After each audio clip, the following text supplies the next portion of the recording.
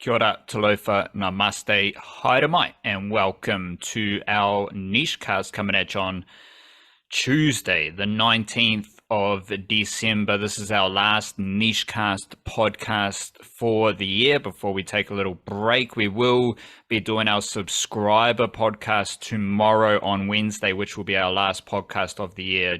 Not the niche cast, but the last podcast. We might touch on some Super Smash because we do have a Super Smash game today starting the season with Auckland versus Canterbury in the men's and women's Super Smash. Also, I don't know if we'll get to much Flying Kiwis today because we've got plenty to talk about, so we might touch on some Flying Kiwis tomorrow. We'll see how we go, but there will be another podcast for our generous folks on Patreon and with paid Substack subscriptions funding the niche case, keeping the niche case rocking and rolling. So if you are a member of the Patreon whānau or with a paid Substack subscription, keep an eye out for that podcast tomorrow. And if you're listening to this here on Tuesday or prior to Wednesday morning-ish, mid-morning, drop a comment on Patreon or Substack and ask us a question to discuss on our subscriber podcast tomorrow. There's great ways to support the Niche Case directly through Patreon and Substack, or you can make a one-off donation through Buy Me a Coffee as well. We are from the niche-case.com, home of Aotearoa Sporting deep dives, and I went real deep into White Ferns, and we'll talk through that later on in the podcast after their series win against Pakistan, which is good, but also like just really super duper typical White Ferns for much of it as well. So it was sometimes it really feels like you're wading through the mangroves in some of these topics, and I definitely feel like I was wading through the mangroves, processing my thoughts and emotions and feelings and analysis with the White Ferns. And it's, nothing's really changed. We've also got some fairly comprehensive deep dives into rugby league on our website, theniche-case.com. Over the weekend, I highlighted 6, or it might have been 7. I don't know. Sometimes you put a number on them, sometimes you don't. But there's a bunch of young halves from Aotearoa in Australian systems because Aotearoa is really good at rugby league and we're producing a lot of talent. Part of the intrigue there was we got 2 young halves from Christchurch, Oliver Lowry, who may actually be from the West Coast Greymouth, but he's part of the Canterbury Rugby League pipeline. And Bronson Rubin is another name you need to jot down. He is from Christchurch or north of Christchurch, and he's a young half with the Bulldogs. We had Hami Loza, who's with the Knights. We've got Maraki Aumua, who is with the Bulldogs as well. Ryder Williams, who we've talked a lot about, he's with the Titans. Cassius Tia is with the Roosters. So that is on our website at the moment. Also got like plenty of Kiwi NRL junior matters you can explore on our website. We've got the young big boppers. We've got the train and trial breakdown. We have 6 sneaky Warriors juniors, as well as lots of just general Warriors information, all of which, like, the only reason we do this shit is to help you spin your yarns. And it's Christmas time. You're going to be spinning big yarns. You might be talking about the Warriors. You might be talking about anything else. But if you are talking about the Warriors, you may want to know who some of the juniors are. So then you can spin your big yarns. And you can be like, nah, Bo, you don't know shit. Bah, bah, bah. I know more than you. I'm a better Warriors fan than you. Big up myself.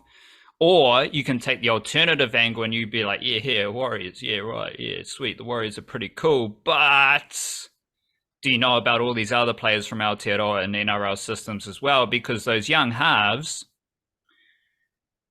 none of them play for the Warriors.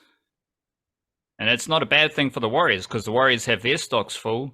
But Aotearoa is producing so much talent that 6 or 7 young halves from Aotearoa can pick up roles with Australian clubs as well. So you can have a jam at that. I also did the 5 tiers of Blackcap seamers. Did you check that out, Nick, my co-host here? No, I haven't had a chance yet, but I did see that, and I intended to before we podcasted, and I forgot because I was finishing my women's National League team of the season, which is up live now and will be shared later on this afternoon. So that's why I haven't got around to that yet. And I forgot about it to this moment because I saw it and I was like, I'm going to read that before we do the podcast because that seems like good research. And now I'm remembering that I didn't. So That's right. apologies for that. We're gonna talk about it in a jiffy when we get into Blackcaps versus Bangladesh. But what else have you been writing? You said you got the National League Team of the Season. Yeah, for the women's, that is finished, that is up, that is done, that is published, that is live. Now I got to do the men's one. I'm hoping to finish a little bit of a retrospective for the 5 year anniversary of the women's under 17s when they finished bronze, because I think it's an interesting time for some of those players where you're seeing like Anna Leet now seems like she might be the number one goalkeeper for New Zealand. And that was kind of the start of her journey. And a couple of those other players are now popping up at the Phoenix. A few have been in pro systems, including with the Phoenix, and have dropped off a little bit, or there's a couple who don't seem to be playing at all. Also, there's a balance there with how that team, the best ever result by a long way, the only New Zealand team to, I think, ever win a knockout game at a FIFA tournament, and they actually won two because they won their quarterfinal on penalties, and then they obviously won the fourth playoff as well. Only team to do that. But also there's like a little bit of a changing of the guards and trying to bring through more creative players. And it was interesting that in a way that tournament was kind of like the last of the old way of doing things, where that New Zealand team, despite how successful they were, maybe because of how successful they were, super defensive, like really low possession stats and sat deep and not a lot of room for the creative players. In fact, Maya Hahn, one of their creative players in that team, then switched to Germany like a year or two later and said a large reason was because she wasn't getting opportunities playing as an attacking midfielder. Although also in that team was Macy Fraser, who now is getting great opportunities as an attacking midfielder. So there's a few interesting ideas in that which I have been writing about. And then, Flying Kiwis is another rip snorter this week. And we'll see if I get anything else done. I think that's enough for 1 week. That's a lot of words. If I can finish all those things this week, I'll be pretty happy. Two questions. Is there a one male and female player from your National League teams of the week who you want to get an early scout on, as far as suggesting them to us to be like, this player is going to be turning pro either for the Auckland A-League team as they look for fresh numbers, or just venturing overseas into the Flying Kiwis realm? Like, who are the best National League players from this season who are going on to bigger and better things next year? Yeah, I'm tempted to therefore just pick the youngest player in the top team from each. So because that seems like you've got the most potential for improvement and beyond. I would say with the men's, I would suggest Scott Morris, Christchurch United goalkeeper. I think he's pretty excellent. He'd be 22 probably, around that age. And he's had a couple of years as the number one gloveman for Christchurch United. Excellent. He throws the ball really well too, which is, I remember him getting an assist from just throwing like the old, not just the rolling out to your centre back, but like the charging forward and giving it the cricket overarm, like bowling delivery all the way to halfway. And Eddie Wilkinson did the rest, ran forward and scored. He got an assist doing that. And he's a great shot stopper and a very good goalkeeper. And he missed the end of the season because he was over in England trialing with Stoke City, apparently, who I see this morning, Stoke City are trying to sign, or are going to probably appoint Stephen Schumacher as their new head coach. Stephen Schumacher is the coach at Plymouth Argyle who signed Ben Waine as well. So I don't think that's good for Ben Waine, but maybe it'll be good for Scott Morris because this is a fellow who knows how hard a Kiwi footballer will work. But I think the trial at Stoke was probably a little bit more to do with the fact that Jonathan Gould is over there as their goalkeeping coach. And there's a big obvious connection, not only with New Zealand football, but quite specifically with Paul Eiffel, who he worked with a lot at Hawke's Bay United. So there you go. Scott Morris is one of many good young Kiwi goalkeepers, and I've got him as my number one in the team of the season. For the women, I would say maybe there are a few prospects who I think aren't like team of the season, but who you can see immense potential in, like I don't know, Ella Jerez is a good example. But I'm going to go with their teammate Lara Colby, who did make my first 11, and creative midfielder, can play on the wing, but when she moved to central attack in midfield after Liz Savage got injured a couple of weeks into the National League season, that was like the tipping point. That was the just like the perfect alignment of given a player like that the opportunity just to get lots of touches on the ball in dangerous areas, and you see her popping up in good spots. She can pick a pass, she can shoot from distance. She scored a bunch of goals. I think she had 6 goals and 2 assists. 18 years old, was part of the under-17 World Cup last year, I think, and will be part of the under-20 World Cup next year. So someone who is going to get some decent age grade opportunities. I think Scott Morris is eligible for the Olympics and was part of some of the qualifying stuff. So he's a possibility to make that. But I don't know, Alex Paulson and Case Sims and some of these other guys are also eligible. So I don't know if Scott Morris will quite sneak into the Olympic squad, but he is certainly in contention. And yeah, Lara Kolpe will definitely be an important player at the under-20 World Cup next year. And as an attacking midfielder, I think she will get more opportunities at that World Cup than she might have for New Zealand at a World Cup a few years earlier.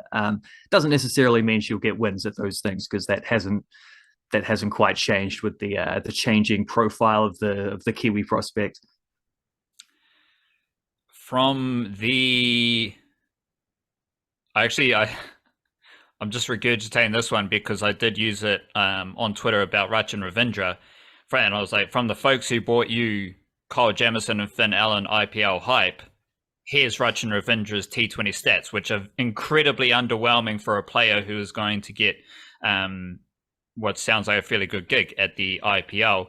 From the folks who bought you, Tyler Boyd, kind of doing nothing for USA Soccer. After leaving Aotearoa eligibility, always contention. We've got Maya Han, who, by her Wikipedia page, it looks like she's in the 2nd division of the German competition. She is yet to play for Germany. So she chose to go down the German path in 2020, and she has... obviously, like Tyler Boyd, Maya Han, they're going to be happy as Larry doing whatever they want to do. Maybe New Zealand's better at football than Germany. I don't know. But neither has moved on to bigger and better things, which is, I think it's just, it just makes you feel a little bit more comfortable about the land of Aotearoa. I don't know what Maya Han is doing in Germany. Obviously, I'm a footballing pleb, footballing casual, so I've got no real idea. But she hasn't played for Germany yet. And Tyler Boyd, he still hasn't played a game for USA since, I want to say 2019, but I'm not for certain. I think that's just his goal tally. So I think that's about right, though. It's not always on to bigger and better things for people who turn their back on Aotearoa football, especially when players like that, it's always balanced out by picking up Rindon, Dibley Diaz, and like all football Ferns are just gaining players through eligibility. Katie Kitching, Ellie Green, and Dee Riley. Yeah, these players have improved since since they've switched to New Zealand. They've gotten bigger opportunities. Maybe that would have happened anyway, and maybe I don't know. I think Tyler Boyd's gig at LA Galaxy wouldn't have happened if he wasn't an American international. I will say that, and he had quite a good season. And I think they're trying to bring him back. So I'll check on that for Flying Kiwis, perhaps. But yeah, Maya Han, to be fair, if she was still aligned with New Zealand and was playing, I think last I checked, she was with Turbine Potsdam, which is a top division team in Germany, but sort of like a mid-lower table team. But I think she plays for their reserves a fair bit, who might be in the division below that. But she did spend some time over in USA doing college stuff, and then she played some German. So she's played top division in Germany. But yeah, just playing top division in Germany means you're alongside a lot of other Germans, which doesn't get you into the German national team, which is one of the best in the world, despite a very underwhelming World Cup. So tough stuff. I think when she switched, it was definitely with an eye on trying to get into the under-20 World Cup squad, which was her opportunity. And she was picked in some wider stuff, like wider training camps, but she didn't make the actual squad. So after that, the path gets a whole lot steeper. I wonder if I'm not quite sure how the eligibility works, because she switched before she was, I think it's 21, whether she is allowed to switch back or if that counts as her one-time only one, because there is a limit of before a certain age you can go back and forth. So I wonder if the door isn't closed there. Now that now there's a few more players who fit her profile, and some of those under 17s from 5 years ago are pushing through into the football ferns. Maybe there's but we'll see. Yuka Clover's been able to convince a lot of other players to switch over who have much less New Zealand sort of immediate ties, like someone with one Kiwi parent, like Kitchen, like Grace Neville as well as similar. Like, let's get the recruitment thing going and see if we can bring her back. I don't know how Turban Potsdam are doing this season, but it does say in 2022 she signed for them, where she suffered relegation to the German second tier. Now, obviously, this is from the illustrious research outlet Wikipedia, so I've got no idea. But we'll see what happens there with Maya Han and Tyler Boyd. Far less interesting than the many Kiwi footballers doing fantastic things around the world that we love to highlight. We've chatted plenty of sport already, so let's just take a moment to digest some mindfulness as I pull you off your Maya Han research.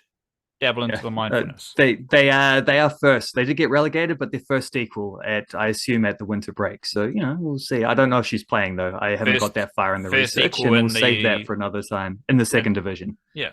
Bang. So trying to bounce back up. But anyway, we'll park that for another time. And if there's something interesting in that, it'll turn up in the article when I eventually finish that one. It is mindfulness time, and it is Jesus season. So I dipped into my Gnostic Gospels again here. I was flicking through looking for something nice and like profound, and then I found something that was so simple that it was more profound than the other stuff that would take explanation, which is then Jesus greeted them saying, "Peace be with you all." I thought, you know what, that's enough. Peace be with you all. It's our last open podcast of the year, and peace be with everyone. Bloody oath.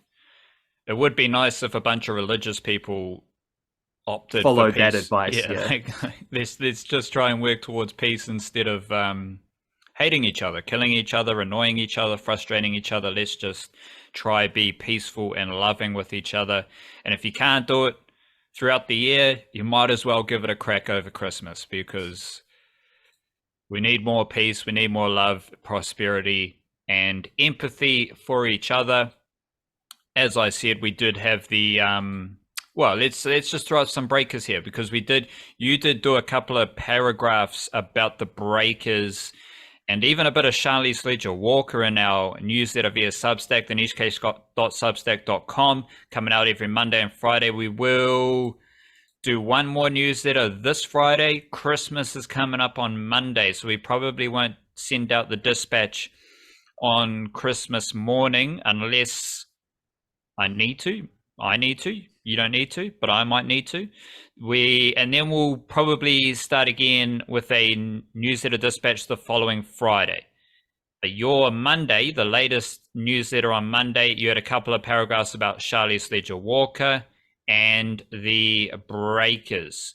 You also tweeted out a stat where the Breakers are like 3-0 against the Cairns Taipans, and then 2-9 against everyone else. So they are really good at basketball against the Cairns Taipans and not so good at basketball against any other team. They had a big win over the Cairns Taipans, 111-82. I want to ask you this question, because this is the same as for the White Ferns. Like, have you, considering that they are 3-0 against Cairns Taipans, have you seen anything from that win or their other wins against the Cairns Taipans to suggest that the Breakers are making improvements in the context of the whole NBL? Well, the thing about that is they played Cairns. If it wasn't the first game of the season, it was one of the first games of the season. Then they played them in their most recent game, and they played them somewhere in the middle as well. So they've I could say it. I could say yeah, there's stuff that they did there that looked awesome. Mantas Rubstavicius, something along those lines, having probably his best game. The next star fella, he scored 20 odd points. Lamb had another efficient scoring night. Parker Jackson Cartwright did some stuff as well. He scored another 20 plus game. He seems to score 20 plus every single week. One of the most consistent scorers going around. Tidy little efforts from Finn Delaney, Isaiah Liafa, big minutes from Tom Abercrombie trying to tie things together. But in that, like, there's stuff certainly that I could point at and say, like, this is the formula for winning. But the Breakers beating Cairns is kind of like Henry Nichols scoring 100 in the last month of the year at home against Sri Lanka. It's like, yeah, well, of course he did. He always does that. Can he do it against I don't know, Bangladesh and Bangladesh? Well, no one could except for Cam Williamson did get 100 in that series. Fair play. The forgotten 100 because no one scored any runs any other time. Yeah, like I just need to see the consistency from them because, like I say, they've sprinkled these big wins over Cairns throughout the season. Like I could have said that when they beat them the first time. Oh, well, there we go. That's how they're going to win. And then they had a bunch of games where they didn't win. And then they played them again. Yeah, well, back on track. And then they had a bunch of games they didn't win. And now they're doing it again. It's like, well, until you win like 3-4 games in a row, it kind of doesn't matter because consistency is the issue for the Breakers. It's not their ability to score points, to defend, to be well coached, to win games. It's like they can do all of this. They've shown they can do all of this.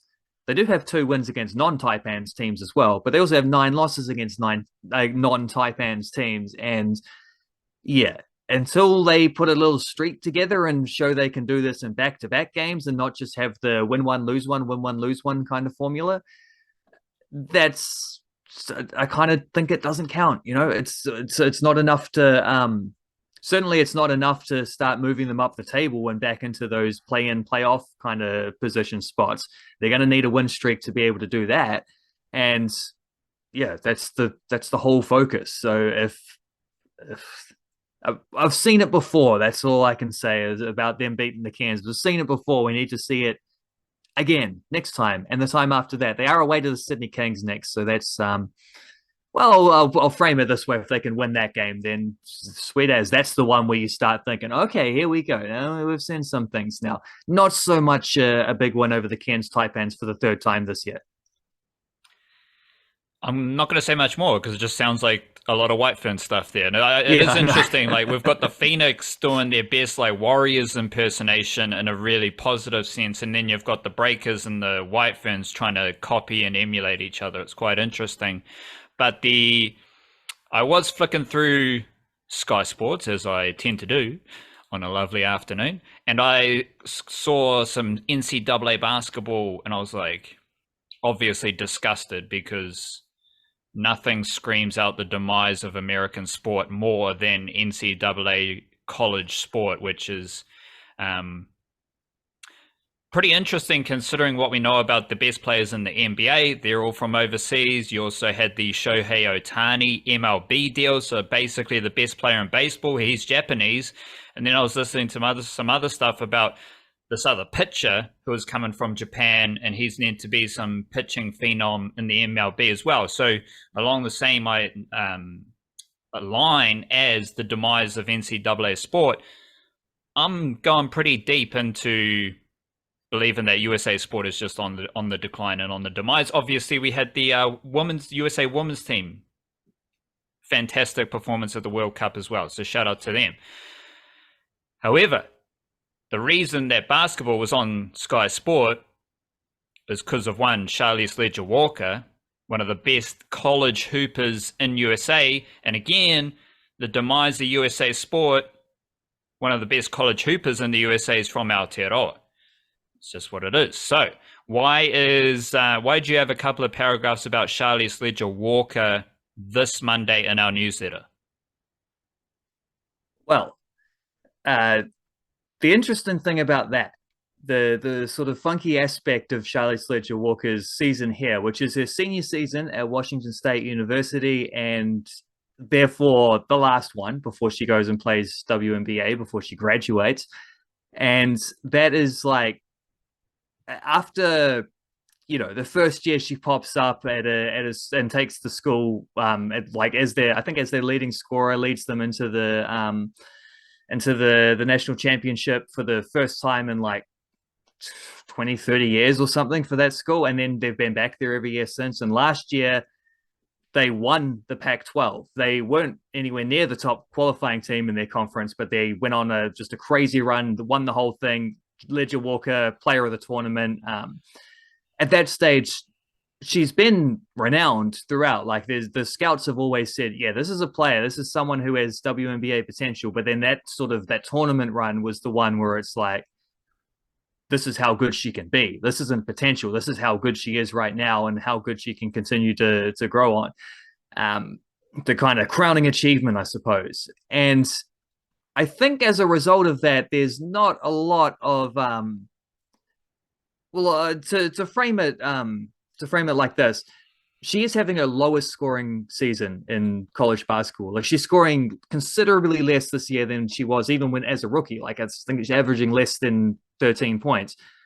If you've just been the player of the tournament at the Pac-12, which is probably the strongest conference in women's basketball, you're not gonna get a lot of teams underestimating you, right? Like you're just going to get insane amounts of coverage. They're not going to let you drive to the hoop. They're not going to let you take open shots. You're always going to be crowded out.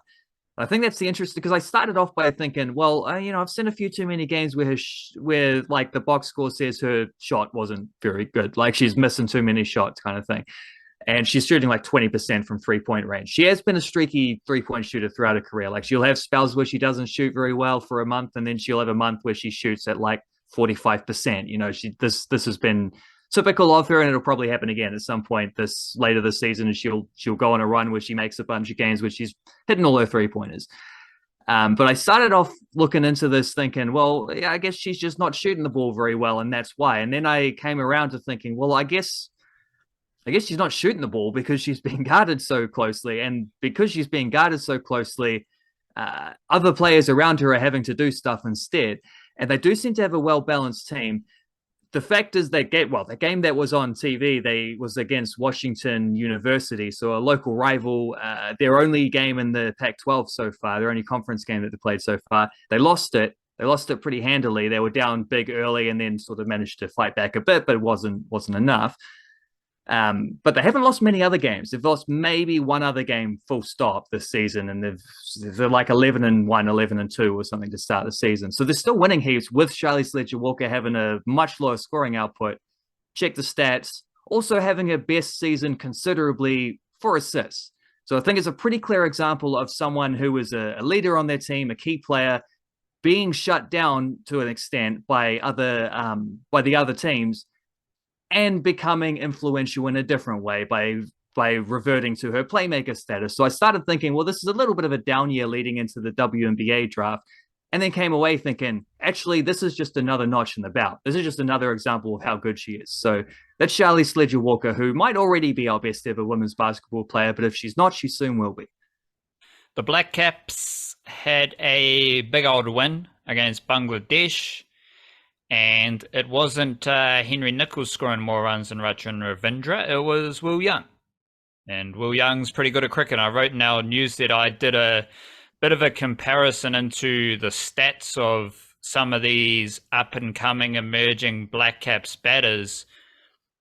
And Will Young's like not young necessarily. Him and Chapman are both given 30 years a nudge if they're not already, but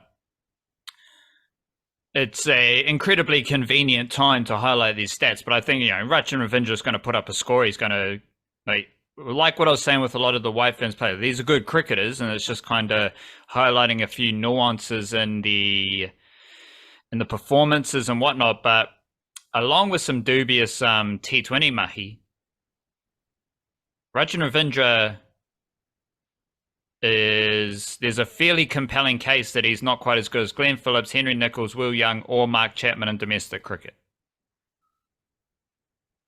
Because Rachin Ravindra is the only one who doesn't have one average over 40 in at least one of those 3 domestic formats. Mark Chapman averages over 40 in first class and list A. Will Young averages over 40 in first class and list A. Henry Nicholls averages over 40 in list day one-day cricket. Glenn Phillips averages over 30 in first-class cricket. So anytime I see Will Young bang runs in the manner that he does, I love it. Because it looks great. Like, it looks fantastic in the same way that Will Young, his catching can look great as well. But the Will Young is a really, really good batter. He's been a really good batter in domestic cricket for a long time. And when I see him score runs for the Blackcaps, I'm like, yeah, this dude's here. Like, he's a really good batter. And my point here is that the Blackcaps have a lot of good batters. And there's still this like focus on Rachin Ravindra. So Rachin Ravindra is one of these really good batters for the Blackcaps. Mark Chapman has proven that he is a really good Blackcaps batter, I think, at this stage. We were a bit off Mark Chapman ahead of the World Cup, but the way he strikes a cricket ball and the ease at which he scores runs, he's a fantastic batter. Henry Nicholls, our Lord and Saviour, also got a duck in that game against Bangladesh. He's a good batter. And Glenn Phillips, obviously the most exciting cricketer in the world. He is also a really good batter who folks want to pigeonhole as a white ball slugger. But again, he's got a first-class average of 42. And he's been a consistent run scorer in the Plunket Shield for a while now. All of which is to say, I thoroughly enjoyed Will Young's innings, especially the stop-start nature of it with the rain. Tom Latham also scored runs because that's what he does. And in 30 overs, rain affected, the Blackcaps had a whack, and then they came out and basically did what they needed to do with the ball. Like a second, maybe third 11 for the Blackcaps defeated Bangladesh in New Zealand. So the home conditions helped balance it out with the second, third 11 nature of the team, especially that bowling attack where you've got Duffy, O'Rourke, Clarkson playing significant roles. Some miscellaneous notes, because my tiers, I had Jacob Duffy in the same tier as Will Young, which was a bit like, they're in the squads. Duffy's not in this squad. Tickner's not in this squad. They're in the squads, but they seem like they could quite easily be overtaken by Will O'Rourke, by Ben Sears, who has been a late inclusion into the ODI squad, also named in the T20 squad. And again, why isn't Rachin Ravindra in the T20 Blackcaps team? I need to double check this because anytime I think about it, it doesn't really sound correct. So I'm just going to double check it just to be sure. Rachin Ravindra. T20 international batting average of 13, T20 Super Smash average of 16. So he averages less than 20 in both T20 formats. Like, again, I love Rachin Ravindra, but instead of like, oh my God, we got a good cricketer, we need to get him in the team because he's the only good cricketer we have. And there's a lot of good cricketers, and if you don't care about stats, you can look at the way Will Young bats and you can be like, holy cow, this dude's really good as well. And there's stats to back up these arguments as well. However, my point is that the likes of Ben Lister, Henry Shipley, Ben Sears, Will O'Rourke, they might be overtaking Jacob Duffy and Blair Tickner. So those younger lads there in the 5th tier, and then you've got the 4th tier of Duffy and Tickner who are behind the veteran plug-and-play test seamers. And then you've got the likes of Jamison, Ferguson, and Milne. Milne is a really good white ball bowler at the moment, and he is finding a groove. So I want to celebrate Adam Milne. I think we talked about it before, but he's one of the most efficient ODI bowlers for the Blackcaps this year, which includes him not being in the World Cup squad. But Duffy looked...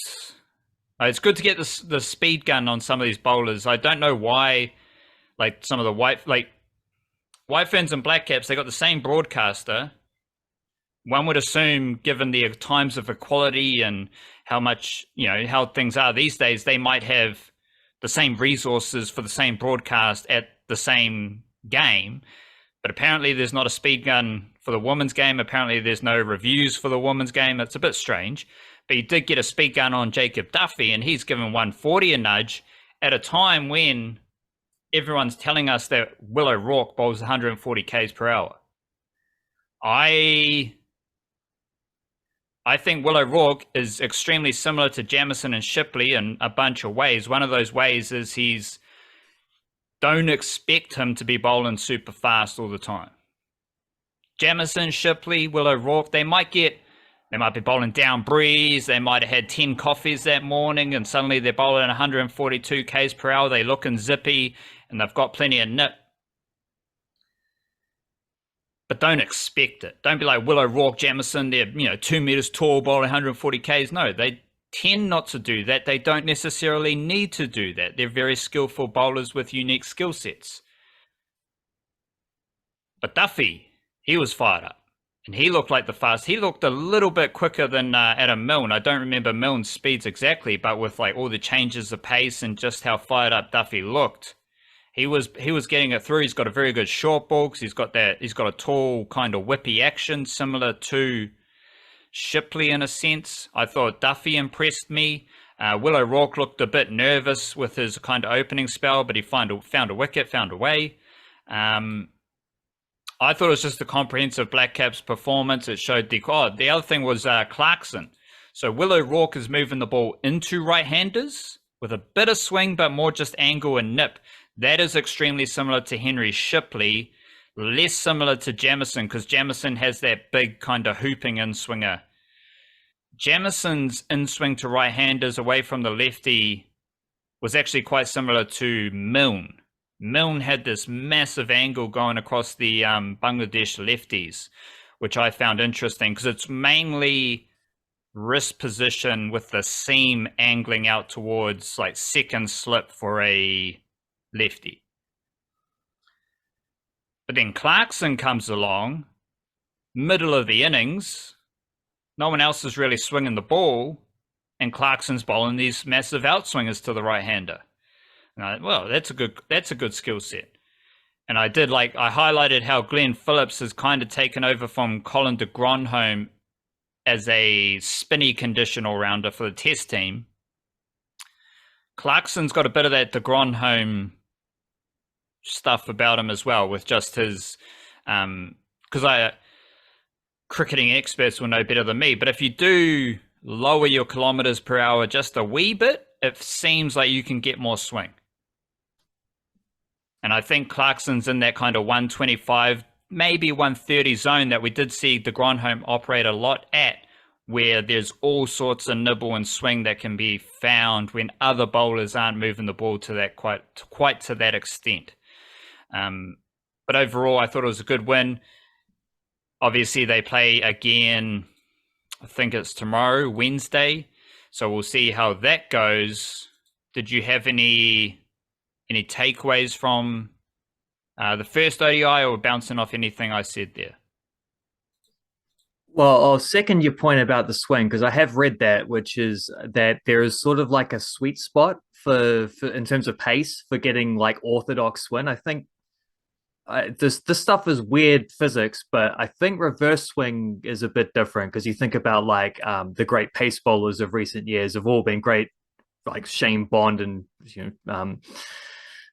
the Wazim Akrams and bloody Brett Lee, and so like dudes who can get that reverse. I think that's different, but the orthodox swing like definitely has like a sweet spot, which is somewhere in the mid 130s, maybe even low 130s, which is where it will move the most sort of controllably.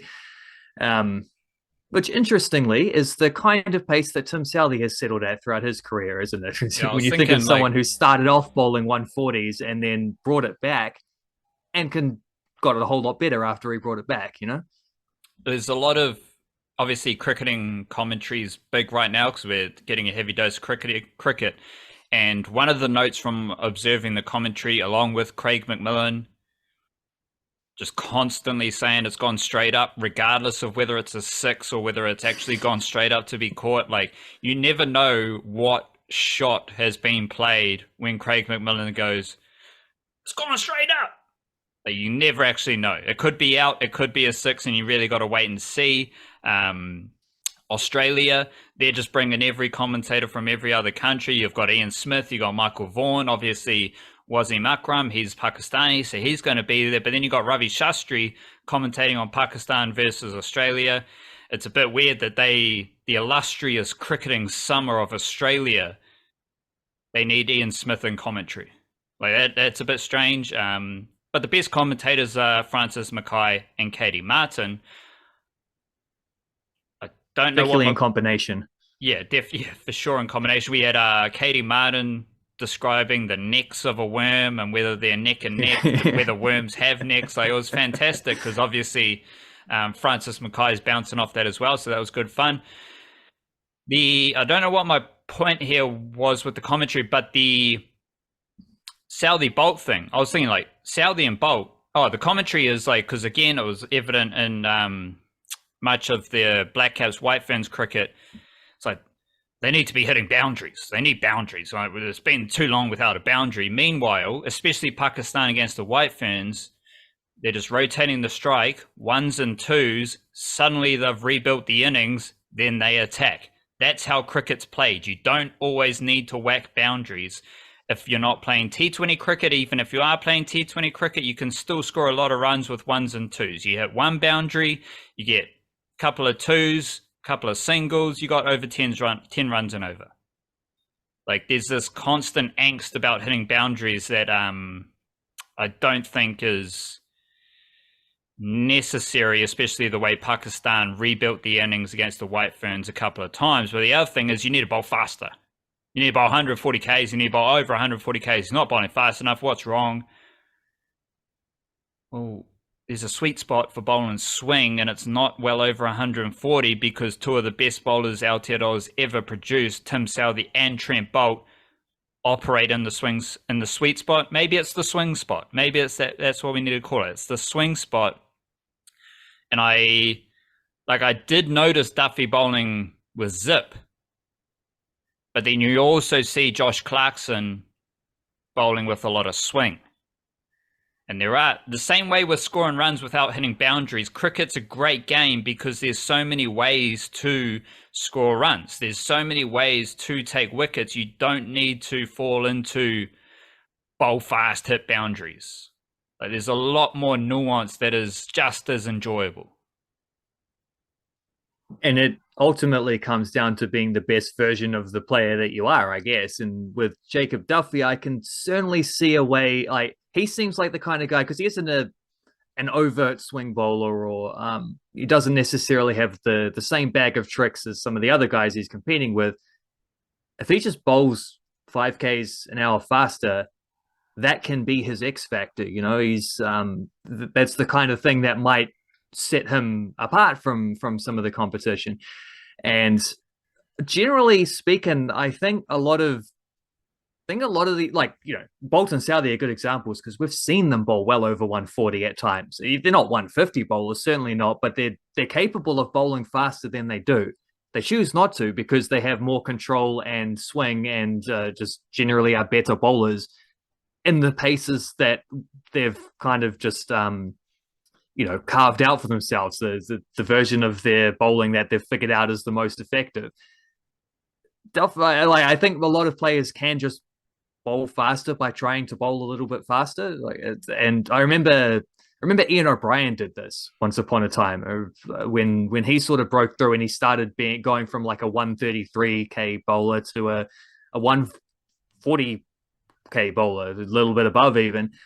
And I remember, it stuck with me because I remember someone asked him, like, how did you boost that speed, which made such a difference to your bowling? But, like, you know, your bounces get through a little bit quicker, you a little bit more bounce in general on your good length, and like it's just made you such a better bowler later in your career. And he just said, well, I decided I wanted to bowl faster, so I tried to bowl faster, and then it did come out faster. Like, you can do that. It's not that bowlers can't do that. It's about whether that's the best thing for your consistency and your accuracy and your swing and your all this stuff. So I would like to see that more from Duffy. I think that's definitely something that can boost him in what is, admittedly getting a lot more crowded, that sort of second to third tier of Blackcaps seamers, particularly in the shorter formats. My favorite aspect of the White Ferns commentary, though, was definitely when I think it was definitely Craig McMillan, and I think it was Grant Elliott with him, spent like half an hour talking about how great the selections are for the White Ferns and how brilliant their contracting thing is and how they're bringing through young players and giving them an opportunity to play alongside. Can we just wait? Do you want to put a pin in that bit? Yeah, we got some Blackcaps to talk about. Just hold the phone. Hold the phone. Any other? Like, I can set you up with a Will Young stat nugget here because Will Young, please do, obviously averaging a pretty respectable 43.4 in ODI cricket, cricket in general over his career. That's aligned with his list day average of 41.9. So again, this dude averages over 40 in both one-day formats. He's also got a first-class average of 40 after 115 first-class games, which is a massive sample size. So maybe Will Young's kind of good at batting. But also Will Young, this is his second consecutive year of ODI batting averaging over 40. So last year he averaged 45 in only 6 games though. Small sample size. Quite easy to have a high average, though 2 centuries against Netherlands. Small number of games, few runs, you get a high average. This year, he's averaging 44 after 21 games. That's a lot. That's significant. And of course, from the Henry Nicholls Hall of Fame, Will Young is averaging 90 in Aotearoa ODIs. He's got 3 centuries in 8 games. But he's also averaging 48 in Pakistan. He averages 42 in Bangladesh and a pretty solid 34 average in India. Which was the World Cup, wasn't it? And he's got 250. He might have played some other games, I'm not sure. He's got 250s in 6 games in India. That sounds like the World Cup, yeah. Because he would have played all the games Williamson didn't play, and Williamson played 3 or 4. So yeah, and he did get a couple of 50s at that World Cup. He did get some runs. He didn't get the sort of big cash and things, but I kind of wouldn't be surprised if that average is higher than what Devon Conway did at the World Cup. Like, it's not that Will Young failed at the World Cup. It's just that Rachin Ravindra was so good and Kane Williamson is so good that you couldn't fit everybody in there. But that's like, I don't know, that was an aspect of that ODI that stuck with me as well, was thinking, because they had the rain breaks, right? And I didn't watch hardly any of it because I was in the car, I was driving, and so I was getting to listen to it on the radio. And there was a rain break at one point where they started doing the like, well, let's take some questions from the audience. And you can imagine what happened there. It's just a bunch of people texting in saying, when are they going to drop Henry Nicholls?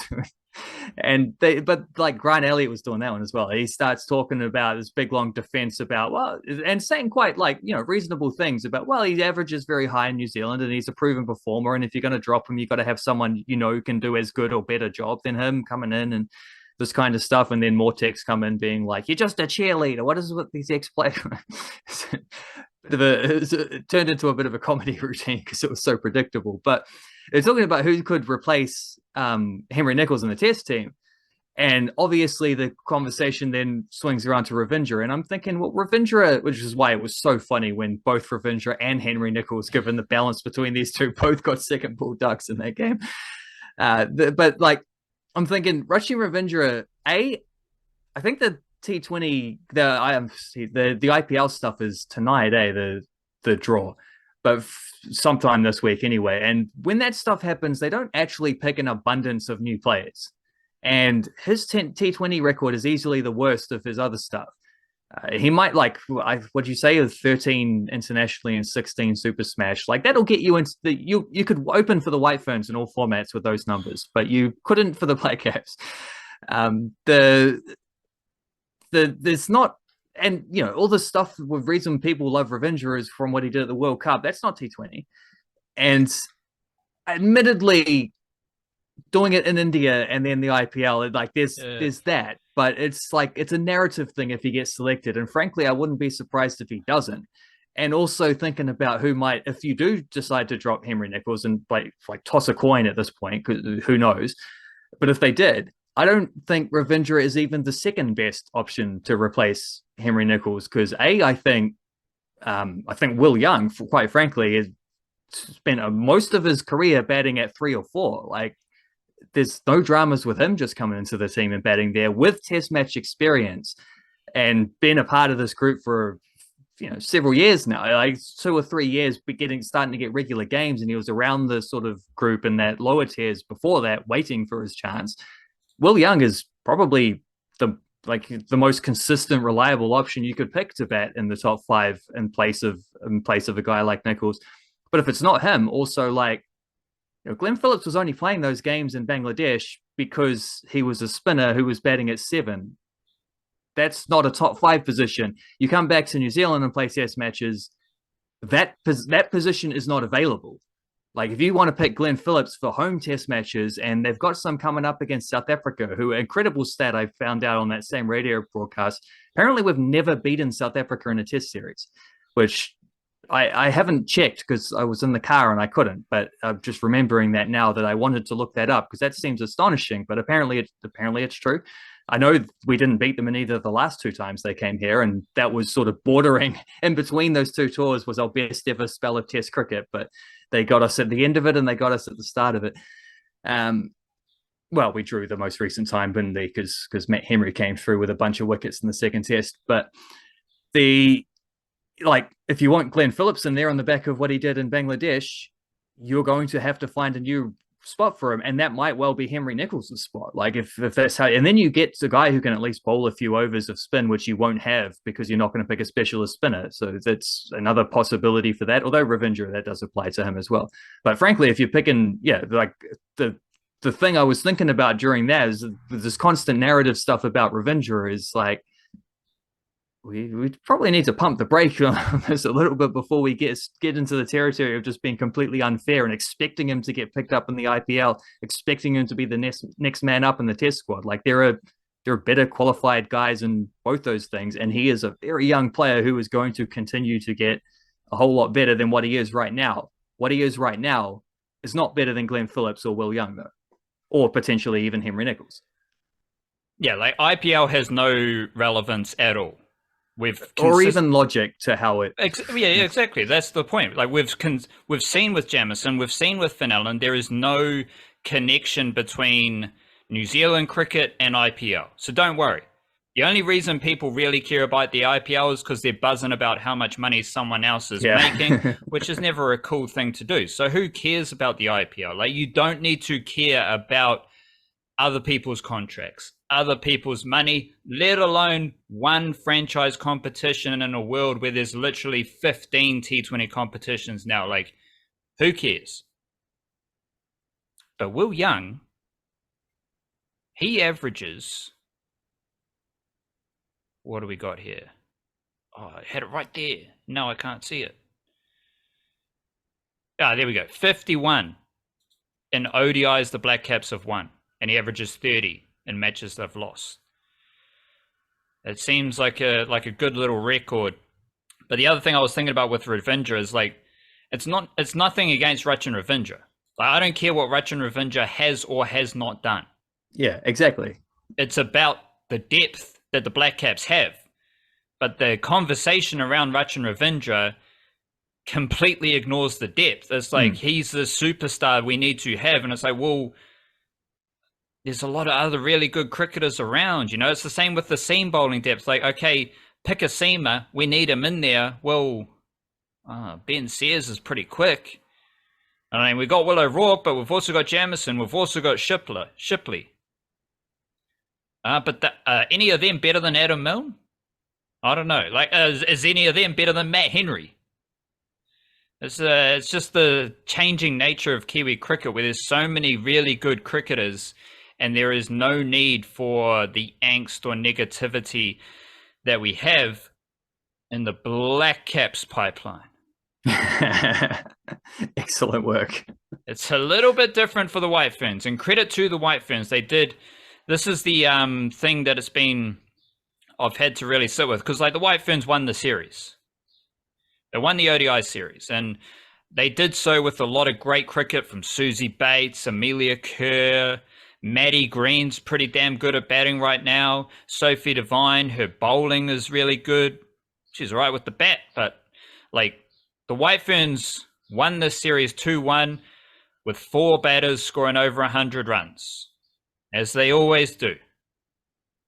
Susie Bates, Sophie Devine, Amelia Kerr, and Maddie Green. They score all the runs. Shout out to Bernadine Bezodenhout. She had a score as well, but even that's got some iffiness in it. The thing you were saying about the commentary, there was a moment just before the White Ferns suffered a horrible collapse in the second ODI. And the weird thing about this series was that the White Ferns won this series. They did manage to lose the third game in typical White Ferns fashion, but they won this series.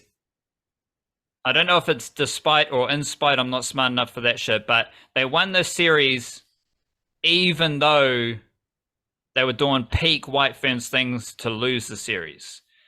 And one of those things was the collapse in the second ODI where they were rocking and rolling. They were grooving. And then Bates gets out. Maddie Green gets out. And suddenly Izzy Gaze and Georgia Plym are at the crease.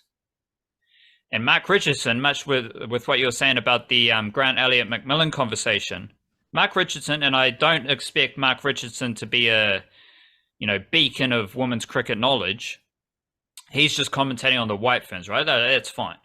But it was a really interesting moment for me because like him and like the rest of the commentary team and probably the rest of the White Ferns fandom, all hundreds of us, it was a really interesting moment. Georgia Plymmer and Izzy Gaze, they're teenagers.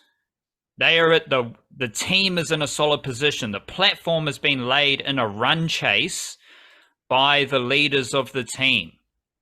The White Ferns were 172 for 4, chasing 221.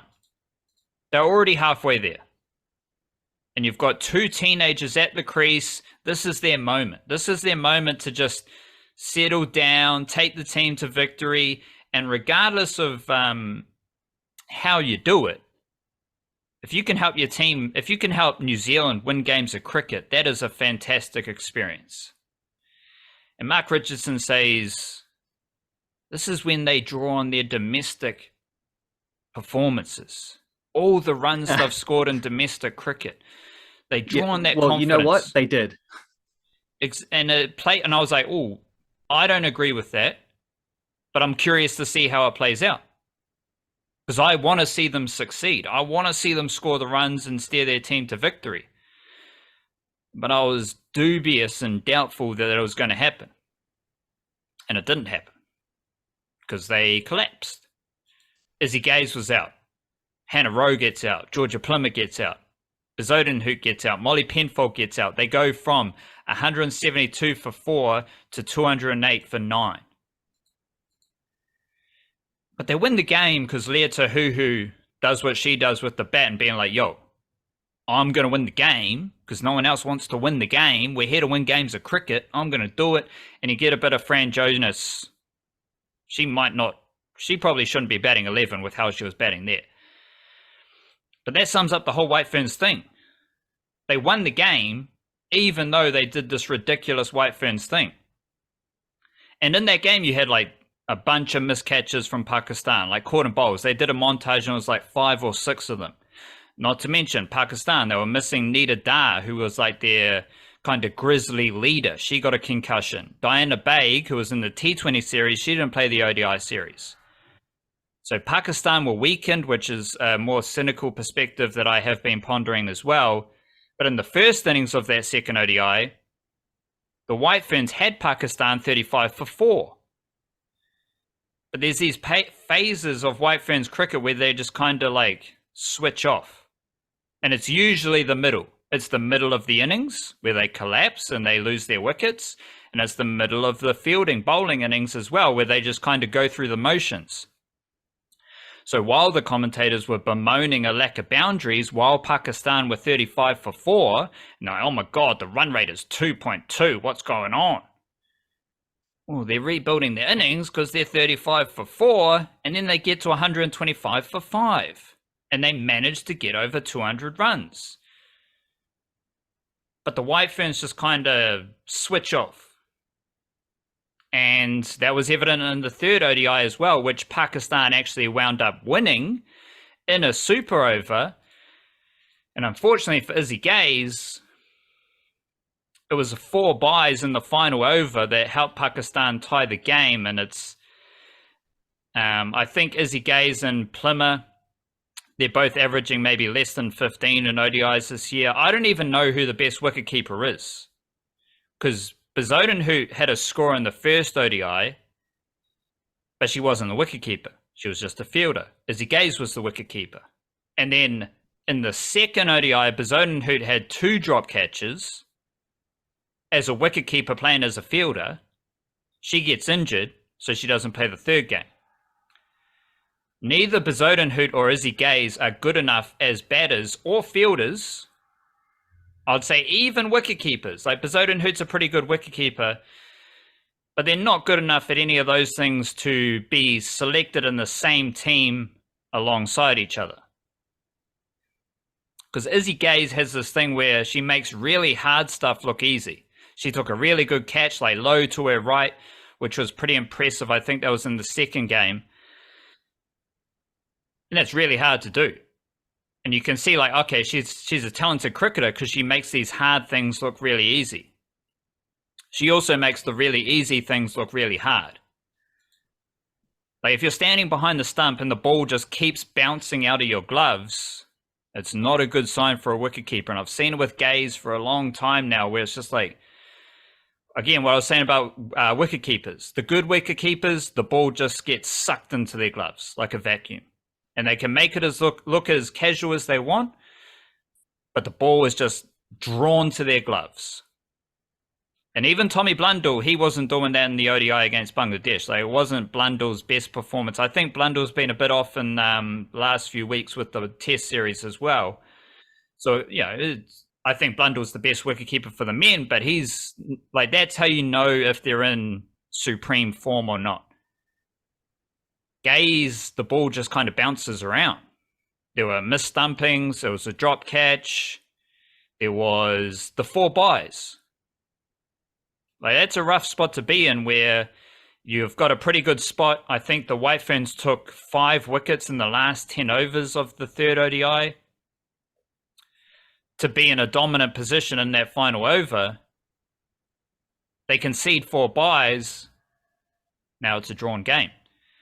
And the other thing that I was interested in was the super over, because they kept saying, Divine, she's unbeaten in super overs. I guarantee not many of those super overs were for the White Ferns.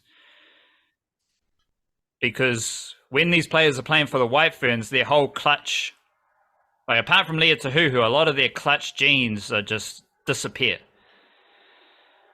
So in that super over, Pakistan's batting, and they hit 2 shots straight to the fielder. I think the first one was to Tahuhu. Second one might have been Penfold or Rowe at long off. They hit the ball straight to them. And they fumble the ball, so they run 2.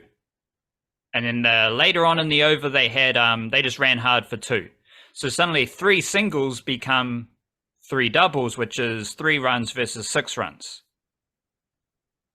And all you have to do is just like, the ball's come straight to you, take the ball in, throw it back, single. And the White Ferns kind of slipped up in those little execution areas. So instead of chasing maybe 8 or 9, they were chasing 11, but they didn't need to go bang, bang, bang with boundaries in that super over to win. But they tried to do that. And you had Divine and Amelia Kerr caught in the deep. Game over. It's like, no matter what they try to do, there's still this kind of weird ickiness. And even like another thing was Gaze was opening the batting in the third ODI, which is okay. I don't mind that. If you've got her in the team, she's an opening batter for New Zealand. She averages less than 15 in both domestic formats. Like, I don't think that's acceptable, but it is what it is. Bezuidenhout's injured. You give Gaze an opportunity.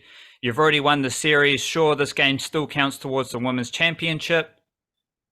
So now Pakistan are ahead of the White Ferns in the Women's Championship on wins. But it's a development opportunity for Gaze. Give her a crack opening the innings. Honkadori. Molly Penfold, your other supremely talented, apparently, youngster, she bowled 2 overs in that game. Like, why don't you give her a crack to see what she can do in a similar spot, which was it was a bit weird. But it's just like no matter how hard they try, they kind of fall victim to this weird bad juju. A lot of it stems from a lack of confidence. Again, Pakistan, they were vibrant, they were energetic, they were fizzed up. The White Ferns are just kind of ho-hum, going through the motions. And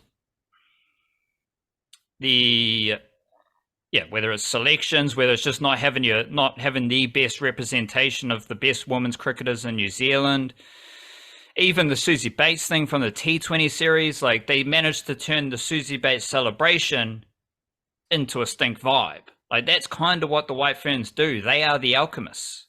That's it. They're the alchemists. They turn good things into a stink vibe.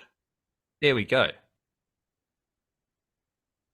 Yeah, the way in which they were cruising after a dominant performance in the first game as well. Although even then in the first game, I think we talked about this last time, like there were things where they let Pakistan get a big opening partnership or, sort of a little bit of cruise control mode there as well. But they had such a big score to start with that you get away with it. It's fine. Like scoreboard pressure is still there. But yeah, letting them rebuild in the first innings of the second one and then their own collapse later on and then the nothing as extreme as that in the third game, but there were certainly bits and pieces that fall into the same thing. The sort of dark alchemy there of just turning gold into other stuff or whatever isn't gold. I don't know, but it's a strange one.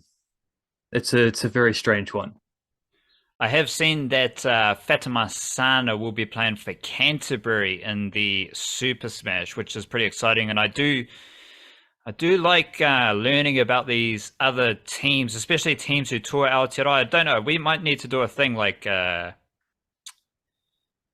digesting touring teams. Because we know a lot about Bangladesh. We like Shanto. I think he's a really good cricketer, good captain. Shoriful Islam has impressed me, at least, with his left arm seam across the two series. So I do like those cricketers. And this Pakistani team, like they're so energetic and vibrant, as I was saying, which is a very different vibe to the White Ferns. And there's a lot to like about Fatima Sana as a cricketer and just her whole vibe. Like it's just a really exciting and entertaining cricketer. But I do believe, as I tend to do, that I interrupted you in the middle of a story. So can you continue with your story and take it from there? The commentary story from earlier, yeah, I can polish that one off. We're old Craig McMillan and pretty sure it was Grant Elliott sitting there doing the thing where they're just like spitting bars on the mic about like White Ferns development, how good it is that they trust in young players and they give them these opportunities and they let them, play alongside legends like Susie Bates and Sophie Devine and Amelia Kerr and let these players like impart their wisdom upon them and all this. And it's the kind of thing where if you follow the White Ferns closely as we do, it rings extremely hollow. Like it just kind of sounded like a couple blokes talking as if they're experts about women's sports without actually being experts on women's sports, like the perceived confidence there. But it was that's the chaser. The real kicker was when they like I've got that around the wrong way, haven't I? That was the kicker, and then the chaser was when they then finish their segment, and then comes Katie Martin and Frankie Mackay, actual experts on women's sports who like high level athletes themselves. And up until recently, but also Frankie Mackay kind of still is at a domestic level.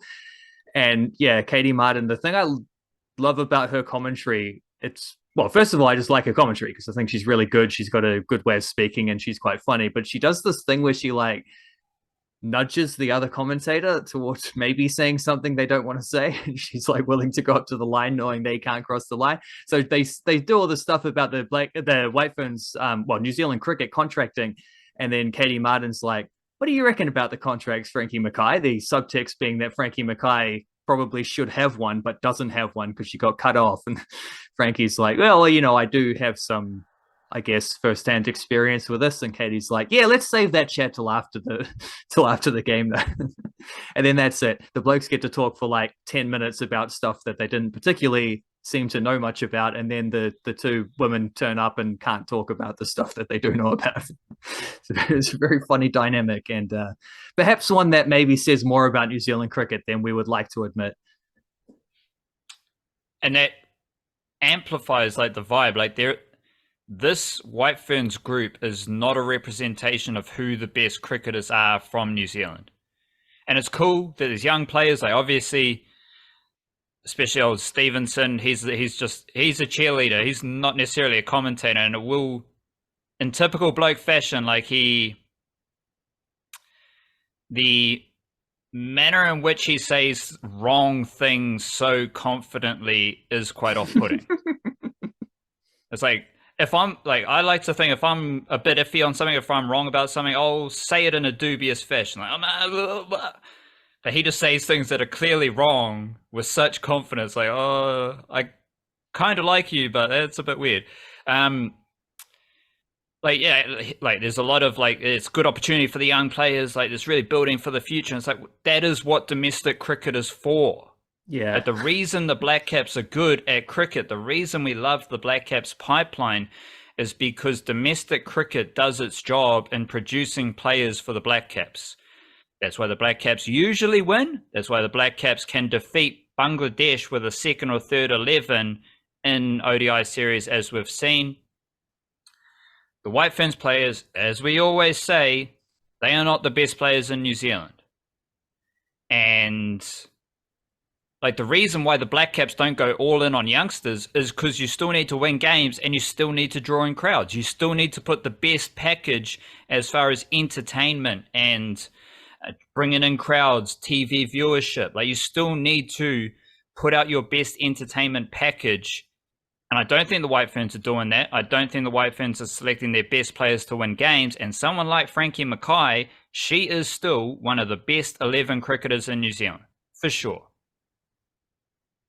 But she's commentating. She's not playing for the White Ferns. So that's a very like obvious example of what is happening for the White Ferns. And if they had older, more experienced, more mature cricketers in the role-playing positions, as the Blackcaps first 11s do, they would win these games. They would have smoked Pakistan in both series, I think. And I would say Pakistan, they would be fairly disappointed with how they played in the ODI series. Particularly the first one, because if they hadn't been smoked in that one, like those, well, even come to think of it, even then, the way that they played, they could easily have won. And when it's that case, like both teams are going to feel like, yeah, them some fine margins. And if we just did a couple of things a little bit better, that's the whole series swings, or even just a little bit worse. And Whiteford, they won.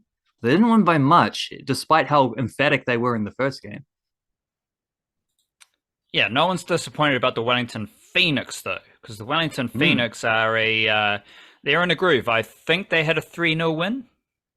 They did against MacArthur, and if you feel like it, I would recommend a little bit of the old the weekly table check, the ladder update, if you feel like it, because well, I'd imagine the Wellington Phoenix is sitting pretty up top.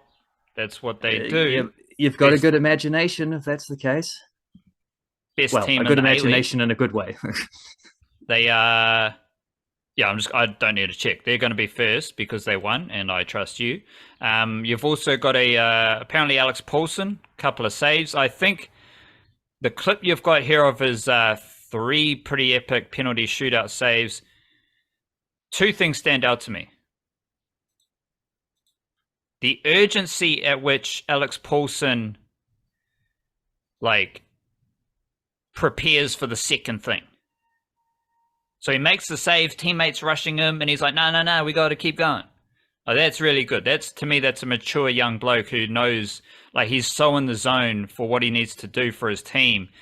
He's like, yo, bugger off. The ball's coming back to me. And then part of that, I think this save is from the, it's MacArthur. He literally Yeah, did that. Uli De Vere Yeah, he last saved night's it, one. and Yeah, like his penalty save wasn't that good.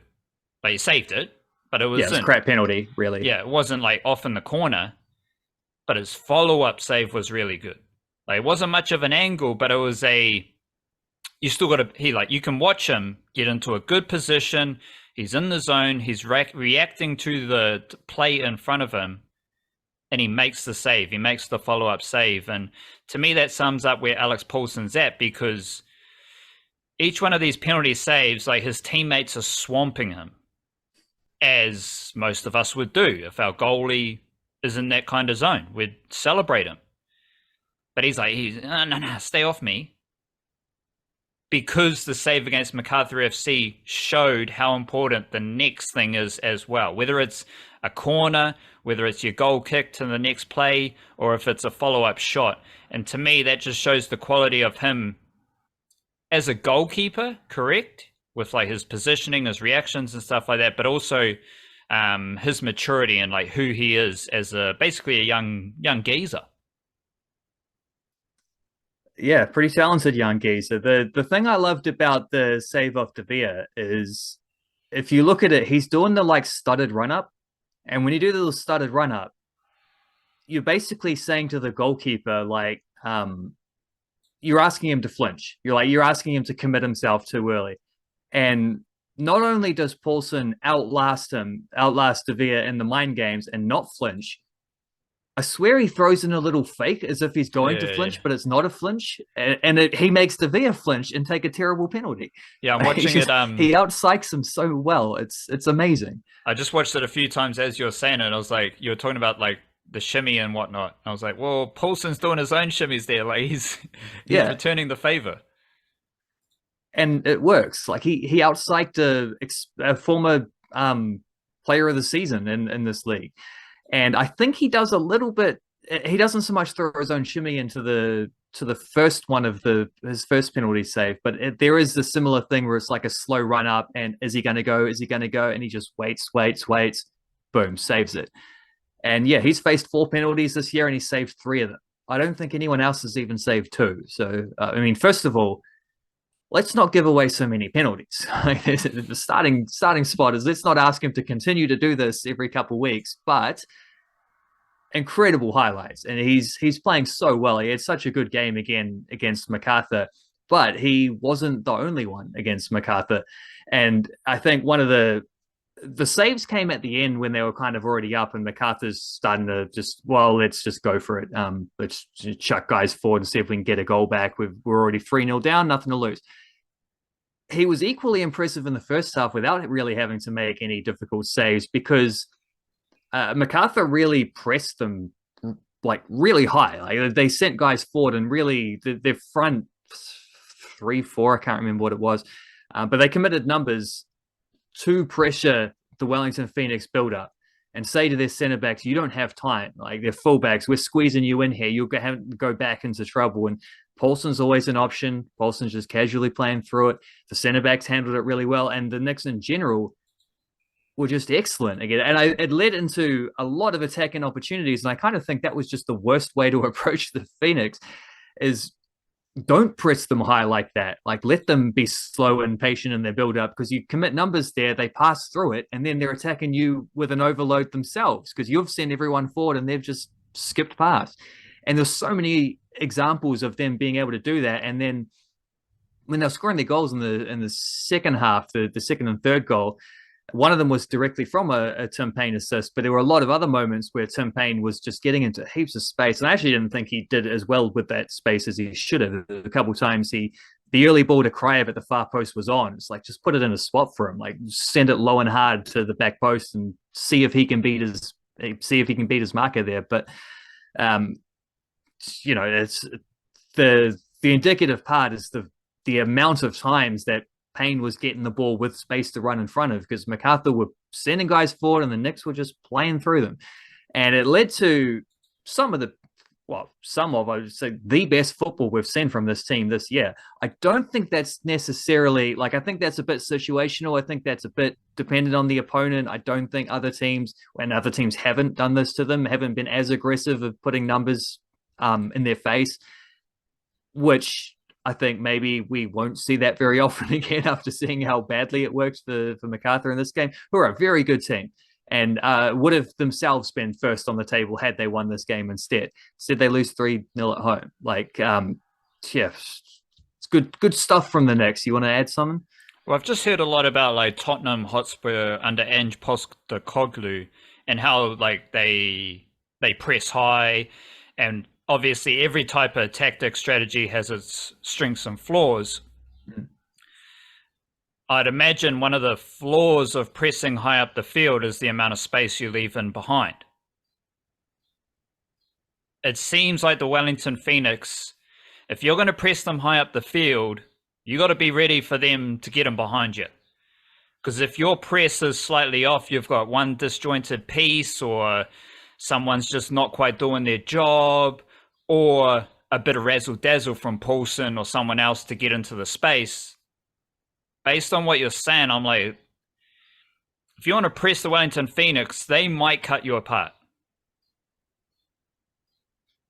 And they did in this game. That's how it worked. And Paulson does this thing as well. He doesn't just pass to feet. Like, he'll just nudge the ball into space down the middle of the field and just trust that a full midfielder, well, it's not so much trust. I'm sure he can see the midfielders come tracking back for it, but he's not passing it like fizzing it into his feet. He's just rolling it between a couple of strikers into an area.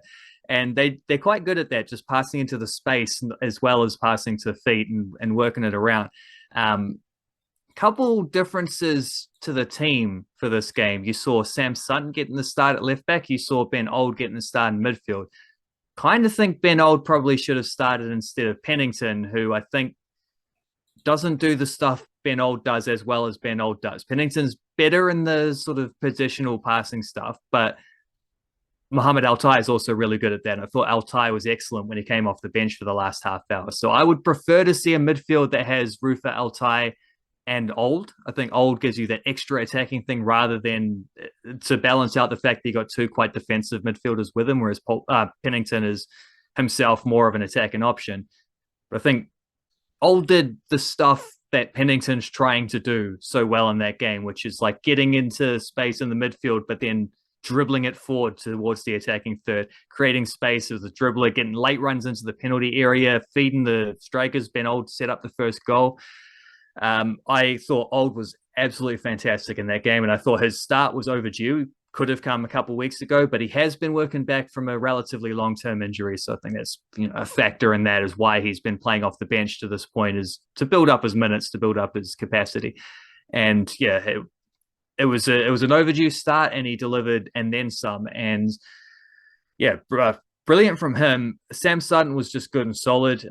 He's got this little drop of the shoulder thing that he did a few times there, where against the press he just steps through it, and then like using the sideline in the way where they think that they've cut off enough space that you can't go down the sideline, but he just sort of like squeezes through. Clever little stuff, and there's not a huge amount of difference between Sutton and Kelly Hild. I think Sutton probably is the better player, but Kelly Hild has a bit of X factor about him with his height and his silky touch. So I don't have an issue either way, which one of them is starting at left back, but I would like to see a lot more Ben Old getting in that role, specifically as a midfielder, because I think he's played a lot in the front three, front four kind of stuff in his time with the Knicks. And if there's a big issue with Ben Old, it's that his finishing does not match his creativity. So he gets into great positions and then he doesn't score them. I think he's got 2 A-League goals, and his shot conversion stuff is terrible. Like, in a team where shot conversion is bad to begin with, his is one of the worst. But this stuff he does so well of just progressing the ball, and you put him a little bit deeper, get him more touches in those further back areas, he's able to kind of link things up in a way. I think that's his position, is as an attacking midfielder, which, to be honest, is more in line with what we saw in his best season for the reserves in National League, as well as last year before he sort of joined the first team. That's pretty much what he was doing. Just collecting the ball from the defense on halfway, spinning through pressure, carrying it forward, creating stuff. He just did it over and over and over again. And that's now something he apparently can just do at A-League level as well. But also shout out to Costa Barbarouses, who scored 2 goals, and that matches his entire tally from last season. He did it in the space of like 3 minutes. He scored 2 goals in like 3 to 5 minutes. I can't remember what it was, but a couple of minutes between them. just matched his entire previous season's haul. And he to say he needed that, it's maybe I don't know, maybe a little bit disrespectful on an experienced player who can handle the pressure of not of a goal drought. But he still needed it. Yeah, it wasn't going to be make or break. He's playing really well, but it's good to see him get a couple goals, and hopefully, he doesn't need to be a big goal scorer for this team, but it's good if he chips in now and then because creatively is what he's been thriving at. And the fact is now he's got he already had like 3 assists, I think. Some say 2 assists. It depends on your sort of definition. I counted as 3. It's like, but it's yeah, to go with now 2 goals, 5 goal contributions this season. That's actually a fantastic haul from a guy like him. So I think he's having a really resurgent season, and those 2 goals put that into the spotlight. So great from Costa as well. Got to give the veterans some praise when they earn it too. Well, I was about to ask you, does anyone want to shoot? Because you have told us all season that Costa doesn't want to shoot, David Ball doesn't want to shoot. Every time you say that, I'm like, maybe the coach just has a different role for them. Like, I don't think they're scared of shooting or anything like that, but you have highlighted that they don't shoot very often. And then you're also telling me Ben Old doesn't shoot very often or score goals at least. Old does shoot sometimes though. He maybe should shoot less often. But that was right. One of the things I wrote about in the piece I wrote about them last week, which is that they're a way more efficient team with the same players. And these guys haven't got to be better finishers. But I think one of the strategies, I almost said Italiano has said this kind of specifically. It's not so much about creating more chances. It's just creating better chances. So I think the reason, like, Barbarossa and Ball are good examples that I highlighted in the thing, is where their average amounts of shots per game has gone down, but their percentage of shots on target is way up. So basically, it's not that they're scared of shooting. It's that I think there's a little bit of being scared of shooting, but I think also it's not so much fear as it is like just trying to overplay things. The idea is that they're not going to shoot until they're in the best possible situation. You know how like the original like Greg Popovich Spursy winning championship stuff always had that emphasis on make the extra pass. It's kind of that. I think it's a similar strategy to that. It's like you're in a good chance, but we're not going to cash out on a good chance. We're going to turn a good chance into a great chance, and then that becomes a goal kind of thing, which highlights, okay, if you've got bad finishers, put them in better situations and they become better finishers. Don't ask them to score from the edge of the penalty area first time on the volley or whatever. Give them tap-ins at the back post. That's how you do it. A goal's a goal no matter how you score it. That just seems, like a smart coaching directive, because if you're saying attacking footballers are scared to shoot, it's like saying a rugby league prop is scared to run it straight. Like, yeah, it's not what it is, but it's not fair. Yeah, it's something else. There appears to be 2 A-League games coming up over the next window. One on the 23rd for the men, Wellington Phoenix men. They face Western Sydney Wanderers this Saturday, and then the following Friday they take on Sydney FC. So it's a double banger of Sydney games. The women, they have Newcastle Jets at home, so that this Saturday is a home double header, and then the women are away, probably a double header against Sydney FC on Friday. The women, I think they had a loss. Yeah, they lost to Adelaide, who were last placed, and it was a bad performance, but it was mostly only a bad performance in the second half where they let things go sloppy from a 1-0 lead, because in the first half, frankly, they scored enough. They could have been 4-0 up at halftime. They should have put the game, like, it should have been buried at that stage. They should have been out of sight. And they didn't take their chances. And they learned a valuable lesson about what can happen when you don't take your chances, because Adelaide got better in the second half and they came back and scored a couple goals and won it. So it has like sort of a reminiscing feeling of that Newcastle Jets game for the men 2 weeks ago. But I think the difference there is that the men were just bad. And that was just a bad performance. It was a dud performance. They didn't play well against maybe a bit of a bogey team. Who the table said they should have beaten comfortably, but it ended up going the other way around. there's a lot in common between those two performances, and I guess if that's the case, then well, what did the men do on the back of it? Maybe their best performance of the season, away at MacArthur with a 3-0 win straight on the back. Like that was their response. So if the women do something like that against who'd you say they got this weekend? Newcastle. So yeah, do that. Sweet as done. Like if that's the case, then we're fine. It's the same kind of bounce back. But I also think the difference is that they played well enough to win that game, whereas the Phoenix men in their dud game were just clearly second best. The Phoenix women in their dud game still should have won. And the reason it was a dud game is because they wasted chances and did not win. But performance-wise, they're still like, it's one of them things again where like they weren't far off.